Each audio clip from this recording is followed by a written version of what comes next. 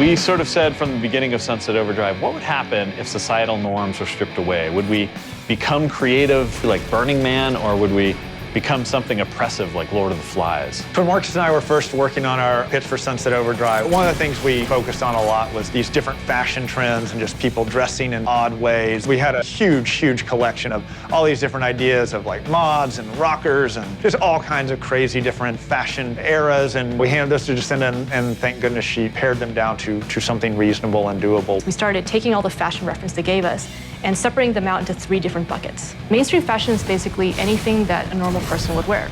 Street fashion is something that comes out of street culture, such as emo or goth. Costumes are something that someone from a particular culture group might wear, or it's something you might even wear for Halloween.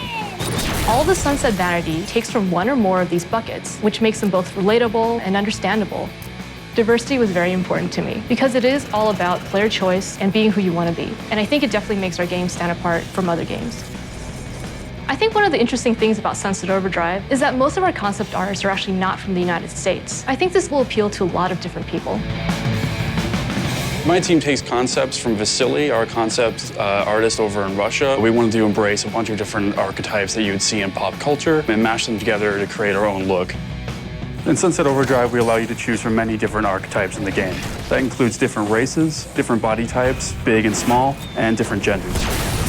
We have outfits that are meant to be together, and you can get them as presets in the game. You can combine all the different pieces to make exactly what you want. So if you get your Day of the Dead face paint, you can combine that with your wrestling pants, your chainmail shirt, and your cowboy boots. Every item that you unlock in the game will have Havoc physics applied to it as well. So when you're running around the world, we really want you to feel like it's alive.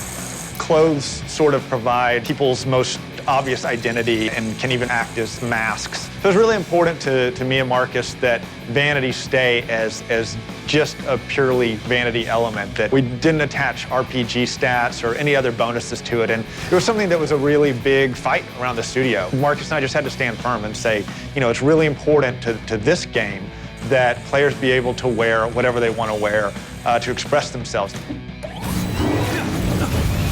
I like the hairstyles, especially the creepy 80s metal band style. I just like the way it looks moving around when you're doing our traversal in Sunset City. And I would say that my favorite of all time is that we can be a luchador given the right combination. I mean, any chance to actually be a luchador running around Sunset City is pretty amazing. One of my favorite vanity items is the bunny ears. It's so absurd and weird. It just feels good running around with tall bunny ears. I don't know why I don't wear them all the time. For items that I can't really believe we got in, we do have a physics-based kangaroo head strapped to your crotch and nothing else. Oh, the kangaroo codpiece. Early on when we were pitching the game, Drew had used in a reference that he would be wearing nothing but a kangaroo codpiece. We knew we wanted it to be really different and really stylized and pretty out there. And it just seemed so absurd, but we started pitching it that way, and every pitch we did, we would talk about the kangaroo codpiece, and I think it was one of the first things you can look at or talk about and be like, now that is Sunset Overdrive. So after you've dressed up your character and you've got them looking the way you want, we still got a ton of customization with the weapons, the traps, the amps, a lot of different things on the gameplay side. So thanks for coming to Comic-Con and checking Sunset Overdrive out. Hope you pick it up on October 28th and let your freak flag fly high.